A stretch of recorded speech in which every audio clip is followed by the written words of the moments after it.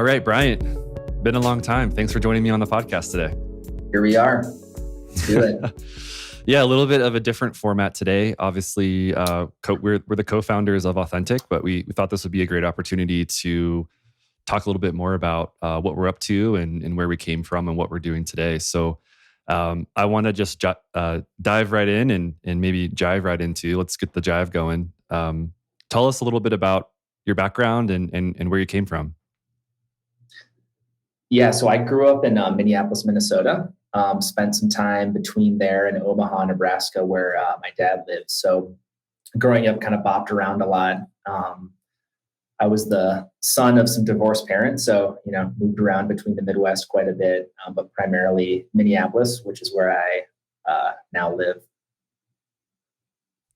Nice, and the way I understand it is your dad and your stepdad were business owners, which I have to imagine created some early frameworks for you and how you looked at the business world and the professional world. Yeah, I mean, growing up, I, like I said before, I was a child of divorced parents. On my mom's side, I'm an only child, so I spent kind of quite a bit of time marinating in, different creative areas, whether it's music, movies, technology. It's kind of like a dorky internet kid growing up right when the internet was kind of getting its picking up steam, I guess. And so then with both my stepdad and my dad being business owners, that was kind of always something that I saw myself wanting to do when I got older. Went to school for business with kind of a focus in computers as well. So yeah, that's kind of always been my path. I'm not totally surprised of kind of where I ended up, and the breadcrumbs are kind of right there. Yeah, there's a pretty fun anecdote / joke, but there's probably some truth to it that has to do with how many times you read the internet as a kid, as you were growing up. Because I think we're about the same age, and so you think about like late '90s, early 2000s, and what was going on the internet back then. But I think it's actually in your bio on the website now. What was that about? Yeah. I mean, I don't even remember. Like my best man at my wedding made a joke about how I'd read the internet all the way through twice. So I think that definitely stuck. And yeah, I don't know, just like, growing up in high school, late nights, on the internet, like I said, like looking at movies and on these like early chat boards and IRC and kind of learning about early web design and early coding. And I just was always really interested in whatever that was, right? That kind of amalgamation of all these kind of creative things that were all happening online. And then, when I went to school, kind of specialized in computer information systems and then also business as well. And so as I was coming out of school and trying to find a pursuit, I just got really into like web design and kind of saw all these intersection of all these different things that I was doing come together. And it was still a pretty nascent industry at the time. So kind of dove in headfirst there, and, a lot of it was self-taught, but that's kind of how you and I first started to connect. Yeah, I remember this dates us a little bit, but I remember the early days of when CSS was like a huge thing. It was a new trend / obviously became a pretty big staple in modern web development over the last decade and a half, which is crazy to think about. But similar to you, I remember growing up just having kind of my hands in the design side more so than the development side, but trying to figure out how this HTML thing worked. And at that time, it was all embedded CSS and a lot of IDs, not necessarily classes back then, to get things to look the way you wanted to. So definitely a really fun time, and that like you said, transitioned you into computer science backgrounds at school. And then early on in your career, did you end up going right into web design and development, or what were those early years like? Yeah, so coming right into school, so I went to school out in Colorado State in Fort Collins. And then right after school, I got a job in Boulder as an entry-level web developer, essentially. And then lived in Denver at the time. And yeah, the early years were kind of just like figuring out what the hell web development was. I kind of knew from school and took a bunch of classes in it, obviously, but you don't really know how things work, I guess, in the real world when you're building like big client sites until you actually get your hands dirty and start building like real websites and, you know, pieces of software. So the early years were kind of just getting my hands dirty, doing as much web development, but then also like web design, which I was also really interested in. I was probably more interested in web design and kind of saw web development as my way to do more web design. And so, yeah, the early years were kind of spent working at various technology companies or different agencies. I was originally in Colorado, like I mentioned, and then moved to Chicago late in 2009, I think, and then worked for a couple agencies there before kind of going it out on my own. Yeah, that's really fascinating that you mentioned how you're more into the web design side of it, but that you felt like the development portion was what would actually kind of help you accelerate and move further through your career.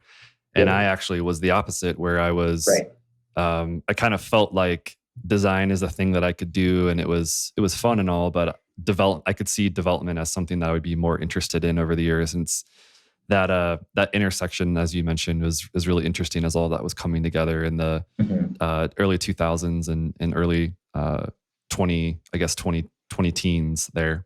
Yep. So you made a pivot point. There was a pivot point. There was a transition at some point where you decided to start freelancing. What was that transition like? Why did you ultimately decide, you know, freelancing is the way to go forward? And maybe tell the audience, the listeners, about what your company was called and kind of the thinking behind that. Yeah. So, you know, the reason for wanting to jump to freelance was really, I was just like super hungry and wanted to just kind of like start my own thing, but then also, you know, really curious and entrepreneurial, and, you know, worked for some agencies, and that was great. Really appreciative of kind of those early days, but at the same time, I was super hungry to kind of get out and, you know, work on projects I wanted to work on and focus on areas that I wanted to focus. And, you know, I was already doing quite a bit of work on top of like quite a bit of moonlighting work. And so it was, you know, a pretty easy transition to just say, hey, like, let's build up, I don't know, 10 clients over the next 3 months. And then, you know, I'll jump ship at my job and see if that can sustain me. And it did. And yeah, the company was called The Good Lab, which still exists in some capacity. I think the website's still up. Right. And yeah, so it's still there. It's still kind of the legal entity that I have. And yeah, I don't know, the idea was just to do kind of good work, and work that was both good in terms of quality and then also was good in terms of kind of the impact that it made. Right. You know, super like woke meta 20-year-old brain coming in there and wanting to like do good in the world. Yeah. And we talk about this all the time, but we've had really similar paths in that way. You know, I had my own freelance company as well. And it's funny, when you actually transitioned away from Colorado is when we actually met for the first time. And I would say we both learned a lot in those early years doing our own thing. And one of the biggest takeaways that we talk about a lot from that era is needing to, it's hard to be an expert in every field. It's hard to be a master of everything. You kind of end up feeling like you're a master of nothing when you try to be something to everyone. What did you feel like was the turning point for that mindset? Do you feel like that was something that you saw as we headed into creating Authentic together, or did that come a little bit later in the Authentic trajectory in your mind? I mean, I think you saw it, actually. I remember kind of a distinct trip that we were on where we were just kind of trying to figure out what's like the next phase of the business look like. And, you know, I think we both, and this is like a very common thing that you see, I don't know, I don't want to like stereotype and say it's a younger person thing, but I think people who are kind of getting into their careers is like, they don't want to, especially in creative careers, is they don't want to like limit the work that they're doing. And they think that, you know, by being a generalist and by working for everyone, you just like leave the opportunities open to take on any project you want. And I think that's how we kind of started the company. But then after a couple of years and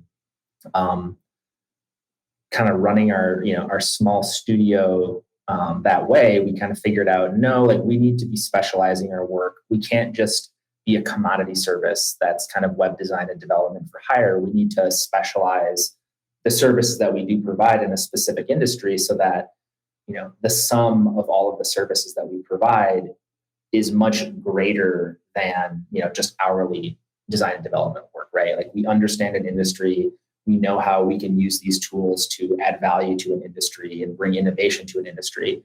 And I think that was something that we figured out kind of along the way, and thankfully, like fairly early in our process. And yeah, that was kind of, I think, the start of kind of the specialization that we went through. Yeah, I remember distinctly the different types of clients that we had, over the years. It would range from, I know I say the story, it ranged from a small pizza company in Chicago to financial services in the Midwest to Fortune 500 software company. And it was just all over the map. Mm-hmm. And I think that was a really important challenge for us to face as a business, and to try to figure out, where can we best inject our services and our experience and our knowledge and make a certain industry better. And we landed on commercial real estate. So we had a few different clients in commercial real estate, specifically here in Denver at the time. And I think we saw a lot of opportunity to grow into that industry and to help that industry on many levels. And that kind of brings me to my next question. And I know it's a challenging one for us, because I think we try to do our best to describe what we do today as succinctly as possible, because we do a lot for our client partners. So for the listeners today, if you could give sort of an elevator pitch or elevator response to that question, what is Authentic all about? Like, we get that question a lot. How do you generally respond to that one? Yeah, I mean, I think we avoided for a while calling ourselves an agency, but essentially we're a full service brand and digital marketing agency that specializes in real estate development and lease-ups. And so, we basically offer an integrative set of these creative services and tools that help create demand for a property. And then once that demand is created in a market, help capitalize on that demand with different digital marketing services and lease-up marketing. Yeah. And you said something in there that I want to clarify, because it can be a mouthful and sometimes it's misunderstood, but there's this idea of integrated services. Mm-hmm. And some understand what that is. Some don't understand it as much, or just don't understand it at all, which is totally fair. But tell the listeners, what does that mean for us? How is that different from other projects, or is it different from the way other projects are typically run? Yeah, I mean, so for us, integrated services means that all of our service kind of link one to the other. So when we were jumping into the industry, right, we were primarily a web design company at that point. One thing that we saw was that, hey, a lot of these projects, they need more than just a web design service. They need branding, they need lease-up marketing, they need remarketing services, they need drone, they need VR. There's all these services that we had frankly done on different projects, but we hadn't ever linked them together in the way that we're linking them together now. And once we jumped into and better understood the real estate development process, kind of going everything from pre-capitalization and kind of offering memorandums and the entitlements phase and the construction phase and building awareness, and then kind of the formal lease-up phase, we saw that a lot of the services that we provide can really link into one another, and that we can be this full service creative partner for some of our clients. And so I think on our end, once we started to focus and specialize in the creative in the real estate space, we sort of had we saw the opportunity kind of unlock, and saw a lot of the capabilities that we had, how they all connected to one another, to, again, like a phrase I used earlier, is kind of provide value that's bigger than the sum of their parts. So that's kind of in a nutshell what the integration of those creative services means. It's just kind of that they take, one service leads into another, and has a lot of efficiencies built into it because of that. Mm-hmm. Yeah, that's great. And one of the ways that I try to think about it too, and since my background is more design focused, I always think of full service, creative agencies, and there's so many out there. And when they talk about full service, what they're talking about is, hey, we can do, branding, we can do writing, we can do, websites, we can do photography, and it's sort of like the focus there is on the full suite of creative services. And yet that full suite is fairly minimal and fairly kind of focused, which is the irony, because it's focused for, ultimately it's focused for like a variety of industries, and you can sort of try to apply that to every single industry. And I think when we're talking about full service, we're really specifically talking about the life cycle of the development project, right? And how can we plug in creatively, either technology focused or literally, kind of creatively brand focused, strategically all along that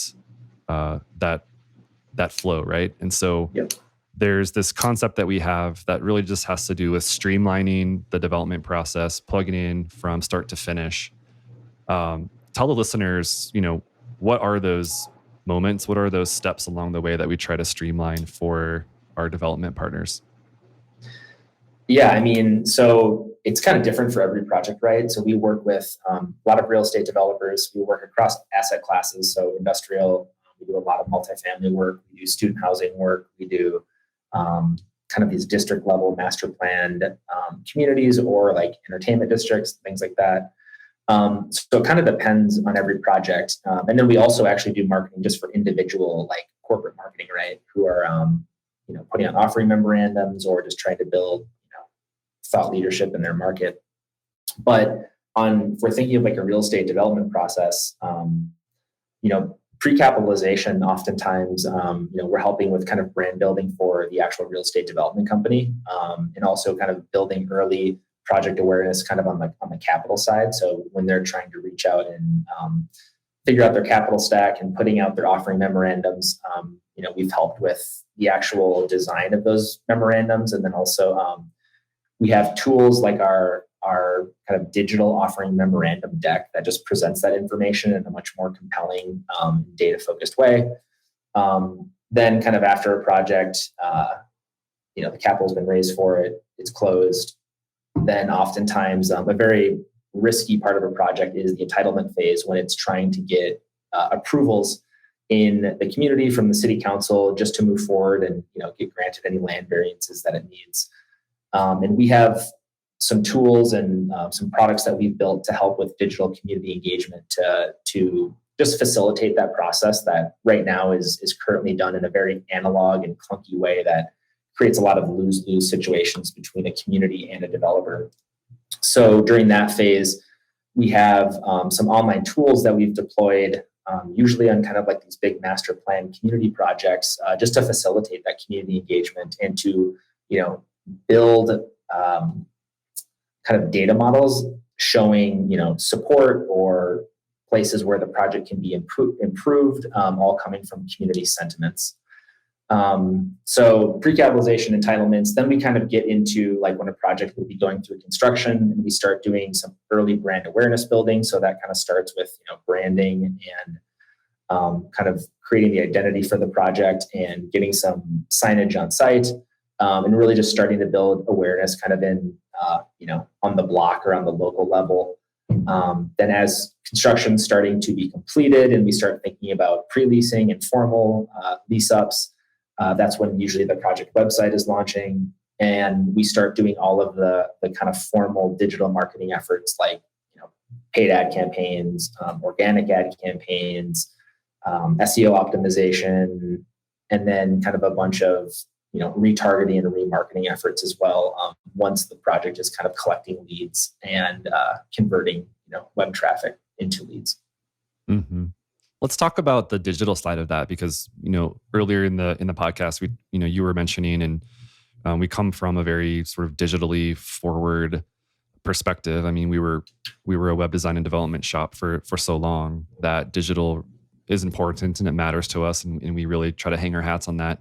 Why would you say that digital is so important to the real estate industry and the work that we're doing for our partners today? Yeah, I mean, nowadays, the the lease-up marketing is primarily a digital activity. It's not like handshakes and relationship focused anymore.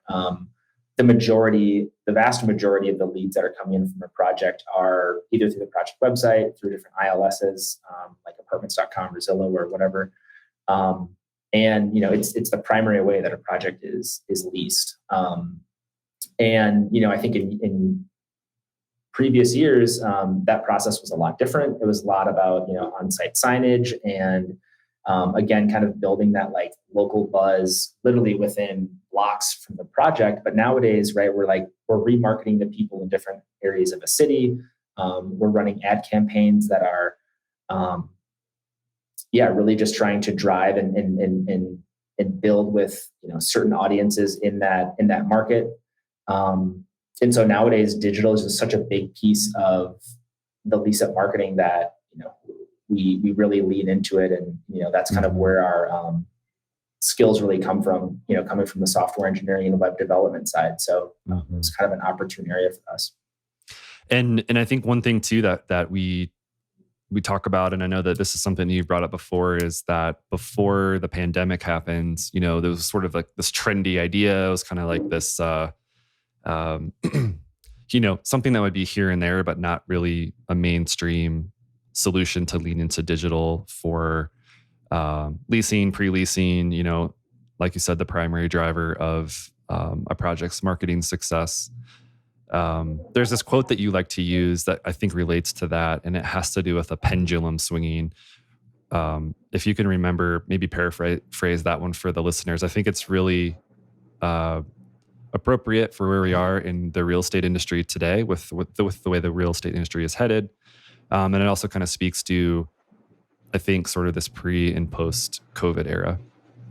Yeah, so it's one that we actually have in our proposals, but it's your curb appeal now has more to do with your website than your actual curb, which I think hits home pretty well to the point that I was making before. Yeah, and what is it? Was it 90% of people are finding out about your project online first? Yeah, and I think that's the stat. Yeah, that's across kind of not just real estate. That's kind of just brand building in general. Where nowadays the primary way that people are finding and interacting with your brand online or is online, and I think that's even more important now. Again, with real estate properties, where again, we're remarketing not just on the block where the property exists, but throughout the whole community and city that it lives. One of the things that I think could be helpful on this podcast is to talk about the things that, you see developers making as mistakes, like the steps that are made that are maybe, not the best move anymore. I think we're in a unique position where we're not only able to help on the marketing side of these real estate projects, but I think education is such a huge piece of the work that we're doing too. Whether or not someone ends up working with us, I think it's important to share our knowledge, share what we're seeing. And I know that you have some good thoughts. Are there anything that come to mind, any of those that come to mind that are worth sharing on the podcast today? Yeah. I mean, the work that we do touches a lot of different facets. So there's probably a lot of different takeaways, for each of those facets. I would say on the branding side, one of the things that we've seen since coming into the industry is that oftentimes when people are creating an identity for a project, right, they're kind of creating the name of the project, and the design of the brand is kind of two separate siloed processes. And I think that's why oftentimes you see a lot of just real estate projects or properties that just feel very stale and inorganic. And if you compare like a multifamily project to like your local restaurant, high-end restaurant that's opening in your city, there's just like so much of a difference between the attention that's put to the identity and branding of that restaurant versus kind of this multifamily property. But there should be just as much, if not equal amounts of attention put to the home where someone's going to live and be spending the majority of their time. And so from our standpoint, we really work to create project identities that are a single kind of organic process where we're creating the name, the identity, the branding program, kind of all in one inclusive process. And I think, the results of that are just a brand that feels much more cohesive and, is kind of rooted in some of the values that, the property is striving for, rather than just, siloing a name, coming to a decision on a name, and then trying to wedge that into whatever the brand and the creative is behind the name. Yeah. Yeah. And then what about SEO? Because I want to make sure that we cover this, because I think SEO is such a, still to this day, I mean, I feel like for the last 10 years, it's been a hot button item, but yeah, I don't think we have a week that goes by without SEO coming up or a question about SEO. What's your, I don't know, high level takeaway about SEO in the real estate industry? Yeah, I mean, I guess first is that, SEO isn't going to lease up a property. I think that's a common misconception that we'll often get, is that when we're starting a project, a developer or a property manager will want to spend a lot of time on SEO and keywords and things like that. But SEO is a very long-term play, marketing play. It's something that you certainly want to set the foundation for when you're doing property marketing. But, a property marketing campaign, if the website goes live, let's say 3 months before the building opens, and then it takes another, let's say 3 to 4 months to stabilize, your property marketing is only going to be a 7-month campaign. And SEO takes, much longer than 7 months to build up good organic traffic for a project. Mm-hmm. And so typically when people are like, oh, we need SEO on our website, what they're actually talking about is just digital marketing at large. And that includes paid search and social campaigns. Part of that may be, a small amount of SEO just to make sure that, your property is connected to Google Maps and that it's showing up correctly in Google search. But SEO itself isn't a tactic that we would generally recommend for a property that needs to lease and stabilize fast. Yeah. The other thing I'll add there is, because that's all great information, I would also add this idea or this concept of the bigger the amenity list, the better the SEO. Mm-hmm. Those two things do not equate. And I hear that a lot, where the bigger the list that is provided, if you just jam that on a few pages, suddenly people are going to find you because, I don't know, you mentioned a rooftop patio or something like that, Right.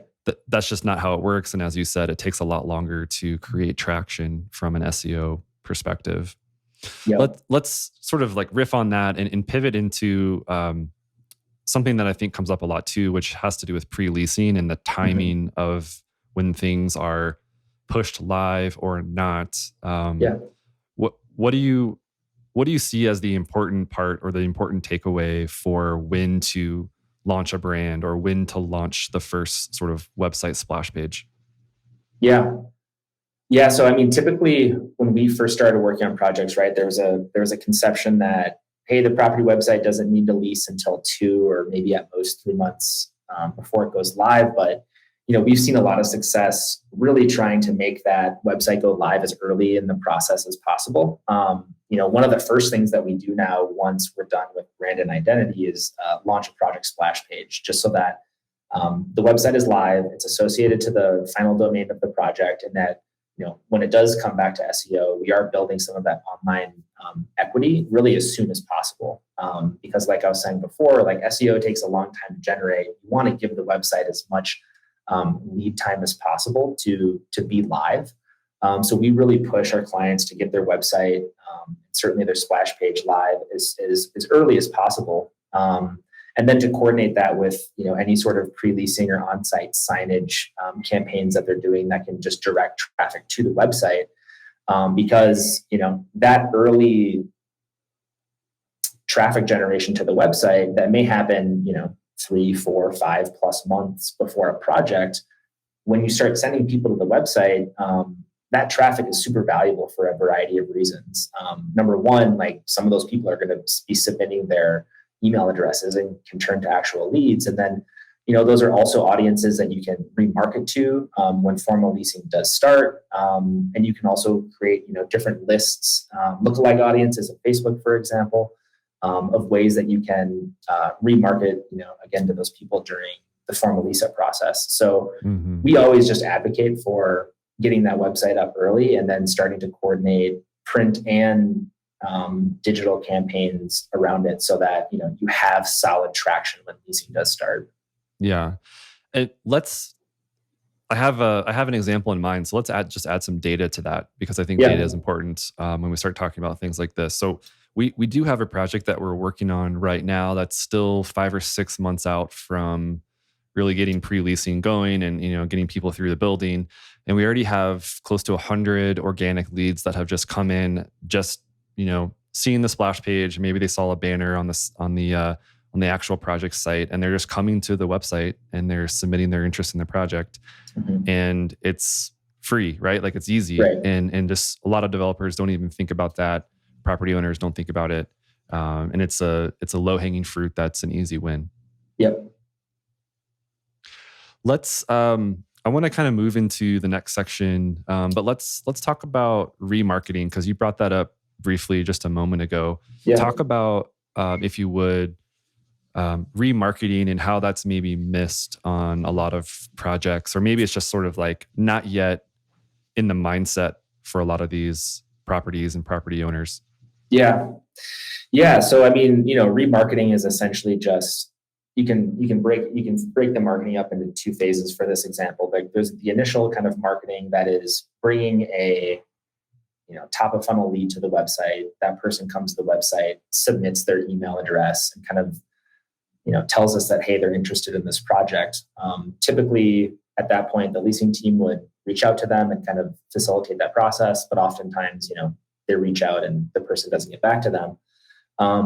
But at that point in the process, you still have that person's email address, and that person can be remarketed to through email newsletters, through display advertising remarketing, through social advertising or organic social posts. And so really, once you get that email address, that is very expensive at the end of the day. That's where a lot of marketing dollars go towards, is building those lead lists. Then you have a lot of value that can still be created afterwards through some of those remarketing activities to continue to convert that lead and get in front of that lead. So, on some projects that we've worked on, we've seen up to 50% of the leases that have been signed that are coming from digital marketing be from remarketing activities. And those are things that, you can't not include on a project. They're just so essential at this point, when all of these digital marketing platforms are super sophisticated and kind of provide you with these tools to use just right out of the box. Yeah. And I think that's the thing, right? It's, the real estate industry is changing, like a lot of industries. And, one of the things that, or I would say quite a few things that we see changing, really have to do with leveraging these more digital solutions that also, in some cases, just come down to automation and thinking through the life cycle of not only the development project itself, but how does a tenant or a future customer come through and sort of understand and appreciate and get to know the property or the building, and how can we best capitalize on that entire life cycle, from the early strategic days to getting a building leased up and stabilized, and making sure everyone knows what it's all about. So those are great tips. Thanks for sharing those. Yeah. I want to hard pivot and start talking about what's next for Authentic. I think we got a few things up our sleeves for the next year or two, but speaking to you personally, what are you most excited about as you look ahead? Yeah, I'm just kind of really excited about, when we were talking about those integrated services before, I'm really excited of how all of those different capabilities are now being strung together so seamlessly in our projects. And I think we're really kind of hitting our stride with how we can deploy those very seamlessly, very successfully on a project, and then continuing to think out, what are these new services and offerings that we can bring to the table with those capabilities, or with other capabilities like media partnerships, or working more closely with leasing firms, and helping them make data informed decisions about kind of their sales process and how their lease-up process works. So, I think on our end, what we've created so far is this really great platform of creative services and tools, and then that can just continue to expand for all of these properties that we're working on and just continue to, make the process easier and kind of lower risk and, keep the leasing process as fast and accelerated as possible. Yeah. Yeah, I think that's a great way to put it, because oftentimes I find myself talking about Authentic as almost like a CMO for hire for your entire project, right? So in previous, years and decades, a lot of developers and real estate companies would need to go to 4, 5, 6 different groups to achieve what they can achieve if they just go to Authentic for all of their services, or at least for a majority of their services, to be fair. And I think that's really exciting. Exciting for us, of course, but exciting for kind of the next phase in the commercial real estate world, where they don't need to kind of create relationships or rely on multiple different relationships, where those, sometimes those games of telephone can really break down during a project's life cycle. Yeah. Yep. All right, let's jump into my favorite parts of the podcast. They're all favorite parts, but this is one of my most favorite parts, and that's the rapid fire section. So let's just jump right in. So the most exciting project you've seen in the last year is ... What would you say there?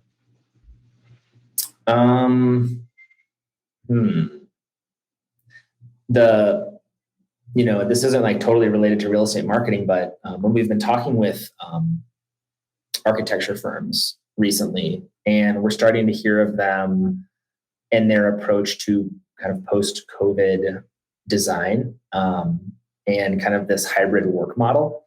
And it's been really interesting to hear some of these architecture firms talk about the ways that hybrid companies are going to operate in the future, and like what that means for kind of public and private spaces, and ways that some of those businesses can better facilitate hybrid work. We're a hybrid company as well, or a remote company. So it's interesting to kind of see that coming to fruition in, the big corporate world, and how that's going to have an impact on, the physical environments where we live and work. Yeah, I think I saw, actually just very recently, I saw that during the height of the pandemic, or actually, I guess as the pandemic was sort of on the back nine and people were starting to go back to work, companies were offering, I think 35 to 40% of companies were kind of offering that remote work or hybrid option. And now it's drastically reduced again. It's down to, 10, 15% again, which is still higher than it used to be. But to your point, I think there's going to be a lot of interesting hybrid designs coming out of certainly the architecture space, but the development side as well, and how those are executed in upcoming years. All right, one book that you would recommend to the listeners right now, what would that be? Yeah, I mean, I read a lot of really weird kind of business books, I guess, for lack of a better term. But I'd say more of kind of like a general purpose book. The last one that was really great was Shoe Dog by Phil Knight, that kind of recounts the story of how he created Nike. And yeah, it's crazy to just see like a company like Nike and how he, was just grinding it out basically till the day they IPO'd. And, as a company and a co-founder of a business who's also grinding it out, you can certainly empathize with that. Yeah. Well, listen, Brian, thanks for joining me today. You did great. Loved hearing a little bit about your background and kind of where things are with Authentic these days. I want to do one more thing, the only thing that's left to do, which is to roll out that red carpet for you. Tell the world what you're up to and where they can find you online.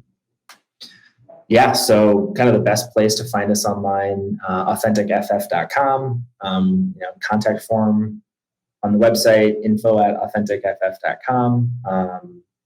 You can find me on LinkedIn. I post on there a decent amount. You can find me on Twitter. I think twitter.com/BryantAXS. I don't really post on there a lot, but I'm on. And and then, we have a bunch of projects that we're working on right now. Multifamily project, or several multifamily projects in Minneapolis, a student housing project, project down in Florida that's kind of a master plan district, and then several others. We'll be posting about those online. So, you can certainly find more of the work that we're doing on LinkedIn and on those areas. Yeah. And for the listeners, we always have a really great show notes section. So if you want to pop down to those, you can check out a few different links that we'll share both for Bryant and then some of the projects that he's been referring to. So take a look. And thanks for listening. Bryant, thanks so much for joining us today. We really appreciate it. Yeah, thanks, Chris.